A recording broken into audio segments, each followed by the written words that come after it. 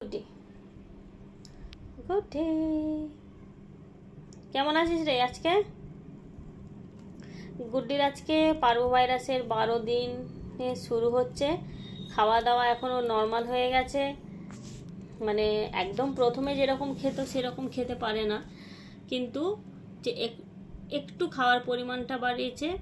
আমরা একে অল্প অল্প খেতে দিই, কিন্তু বারে বেশি দিই। এই ধরুন যতটাও খেতে পারে, জোর করে খাওয়াই না, যতটাও খেতে পারে।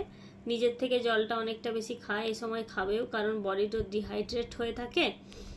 আচ্ছা, আজকে আমি একটা ওষুধের কথা বলবো, যাতে এদের রক্তে অ্যানিমিয়া হয়ে যায়। পারবো হলে রক্ত শূন্যতার সৃষ্টি হয়, অনেক কুকুর রক্ত শূন্যতার থেকে মারা যায়।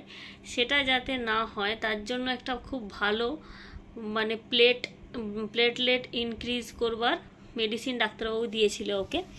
এটা হচ্ছে সেই ওষুধটা, বেটাকটিন। তো এটা আমরা ওকে দিই, মানে কত 4 ড্রপ 5 ড্রপ করে দিয়ে থাকি সকালে আর রাত্রে, মানে এই 10 ঘন্টা 8-10 ঘন্টা গ্যাপে ওকে খাওয়াই। এটা খুব জরুরি একটা মেডিসিন, যাতে রক্তের কোয়ালিটিটা ডিক্রিজ না করে, প্লেটলেট ঠিক থাকে, সেই জন্য এটা ডাক্তারবাবুকে দিয়েছেন।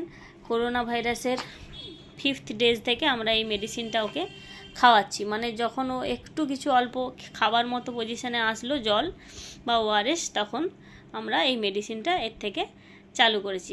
আমি তো খুব ভালো গুড রেজাল্ট পেয়েছি এই মেডিসিনটা দিয়ে। ঠিক আছে, এই মেডিসিনটা যে আমার আরও একটা ডগ ছিল মারা গেছে, ওকে দেওয়া হয়নি, তো ও রক্তশূন্যতার জন্যই মারা গেছিলো। তারপরে এর জন্য এই মেডিসিনটা ডাক্তারবাবু লিখেছে। অনেক কস্টলি, কিন্তু কাজটাও কিন্তু খুব ভালো।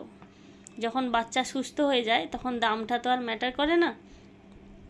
তো এই ওষুধটা আপনারা মাথায় রাখবেন, এটা খুব একটা ভালো ওষুধ। চল গুড্ডি, ওষুধ খেতে হবে। খোল তো। এই কত 5-4 ml মতো দেখি গুড্ডি, মুখটা মুখটা মুখটা মুখটা মুখটা হয়ে গেল। গুড্ডির মেডিসিন খাওয়া শেষ। গুড্ডি 12th ডেজ শুরু করছে। আগের থেকে অনেক বেশি অ্যাক্টিভ, অনেক বেশি হ্যাপি।